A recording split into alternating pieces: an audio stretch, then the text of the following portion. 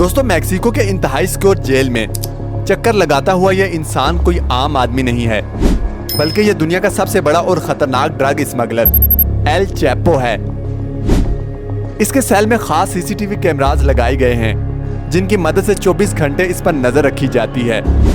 इसके सेल में ना कोई रोशनदान है और ना ही कोई खिड़की, सिर्फ कोने में एक शावर एरिया बना हुआ है। हैरानगी की बात यह है कि इतनी सख्त सिक्योरिटी और नजर रखने के बावजूद एल चैपो चलते चलते शावर एरिया की तरफ जाता है और फिर दोबारा सिक्योरिटी स्टाफ को नजर नहीं आता। लगभग आधे घंटे बाद जब सिक्योरिटी स्टाफ को शक हुआ तो वो सेल के अंदर गए, लेकिन अब बहुत देर हो गई थी, क्योंकि दुनिया का सबसे बड़ा और खतरनाक ड्रग स्मगलर एल चैपो भाग चुका था।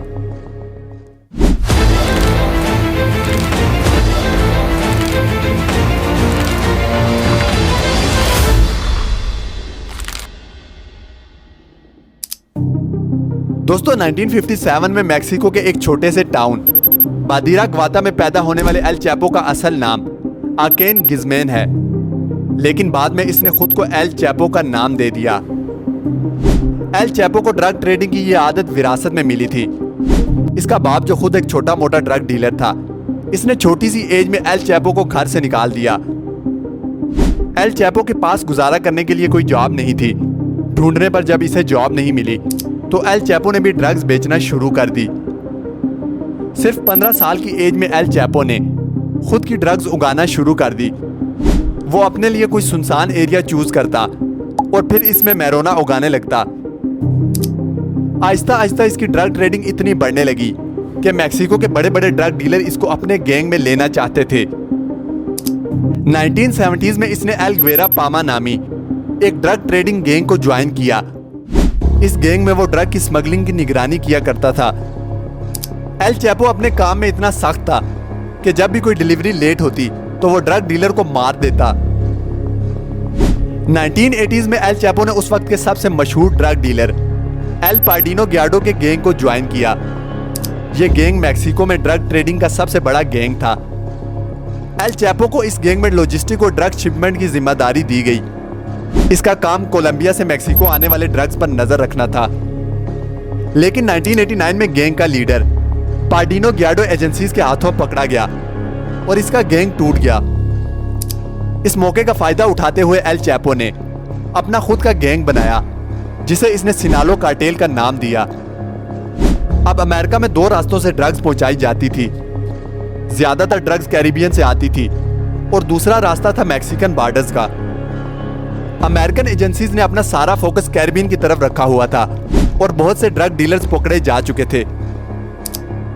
एल चैपो ने इसका फायदा उठाया और डिफरेंट चैनल्स को इस्तेमाल करते हुए यूएस में ड्रग्स पहुंचाने लगा। वो बहुत सारी ड्रग्स उगाता था, जिसमें मैथेम्फेटामिन, हीरोइन, एक्सटैसी, कोकेन और मैरोना इसको सबसे ज्यादा प्रॉफिट देती थी। इसलिए वो इन ड्रग्स पर सबसे ज्यादा फोकस करता था। लेकिन ड्रग्स को यूएस में पहुंचाना इतना आसान नहीं था। इस तमाम के लिए वो बहुत ही चालाकी का मुजाहिरा करता था। वो शुरू में ऐसी ड्रग्स जिनकी स्मेल ज्यादा नहीं होती, जैसा कि कोकेन, इसको फायर एक्सटिंग्विशर, चिली पेपर्स या फिर कार की रिम्स में छुपाकर स्मगल करता था, जिसको ड्रग सूंघने वाले कुत्ते भी डिटेक्ट नहीं कर पाते।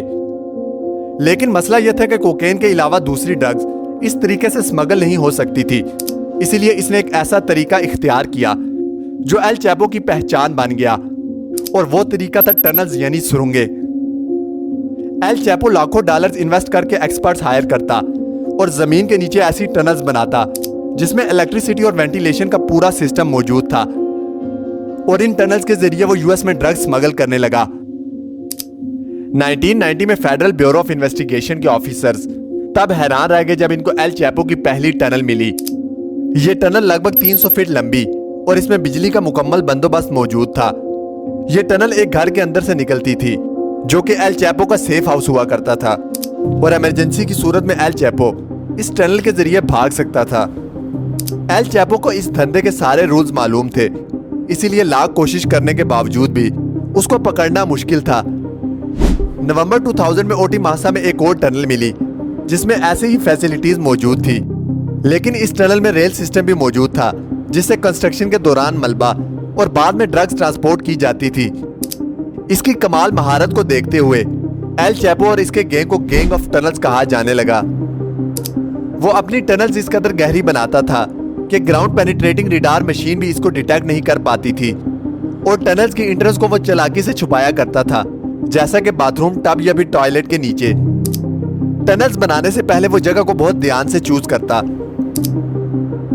इसने ज्यादातर स्मगलिंग यूएस मैक्सिको बॉर्डर पर मौजूद कैलिफोर्निया के शहर ओटिमासा से करने का इरादा किया। एल चैपो ने इस शहर को 3 वजह से चूज किया।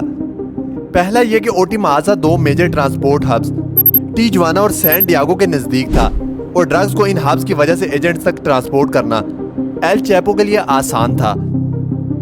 यह शहर एक इंडस्ट्रियल एरिया था जहां पर बहुत सी फैक्ट्रीज थी, और फैक्ट्रीज की भारी मशीनरी और ट्रैफिक का शोर ज्यादा था, इसीलिए यहाँ टनल्स खोदना आसान था, क्योंकि खुदाई का शोर फैक्ट्रीज के शोर में छुप जाता था। और तीसरा रीजन है यहाँ की मिट्टी, क्योंकि इस शहर के एक तरफ समंदर है जो यहाँ की मिट्टी को बहुत नरम रखता है, इसीलिए यहाँ पर खुदाई करना बहुत आसान था, जबकि दूसरी तरफ पहाड़ है जो कि नरम जमीन को और भी ज्यादा मजबूती देते थे, और इसकी वजह से टनल्स कोलैप्स नहीं कर पाती थी। यानी हर लिहाज से यह शहर एल चैपो की टनल्स के लिए बहुत आइडियल था। 9 जून 1993 मैक्सिकन अथॉरिटीज ने फाइनली एल चैपो को पकड़ लिया और इसे 20 साल की कैद की सजा सुनाकर जेल में डाल दिया। लेकिन यह जेल भी इसके लिए इसका ऑफिस बना रहा। वो जेल स्टाफ को रिश्वत देकर अपने लिए हर एक सहूलत हासिल कर लेता और अपनी बिजनेस मीटिंग्स भी अरेंज करवा लेता ताकि इसका काम चलता रहे। 2001 में सुप्रीम कोर्ट ऑफ मैक्सिको ने एक फैसला किया, जिसके बाद यूनाइटेड स्टेट्स और मैक्सिको के दरमियान कैदियों के तबादले का प्रोसेस इजी हो गया। एल चैपो ये जानता था कि यूनाइटेड स्टेट्स में ड्रग स्मगलिंग की वजह से यूएस गवर्नमेंट हर सूरत इसे अपने पास रखेगी और फिर वहां से निकलना आसान नहीं होगा। इसीलिए एल चैपो ने पहली बार मैक्सिको की जेल से भागने का मंसूबा बनाया। इसने जेल गार्ड्स को $25 लाख की रिश्वत दी और लॉन्ड्री बास्केट में बैठकर जेल से भाग निकला। अगले 13 सालों तक इसने फिर से अपनी टनल्स, ड्रग ट्रेडिंग और दूसरे क्राइम्स की वजह से बगैर पकड़े यूएस और मैक्सिको की सरकार की नाक में दम किए रखा।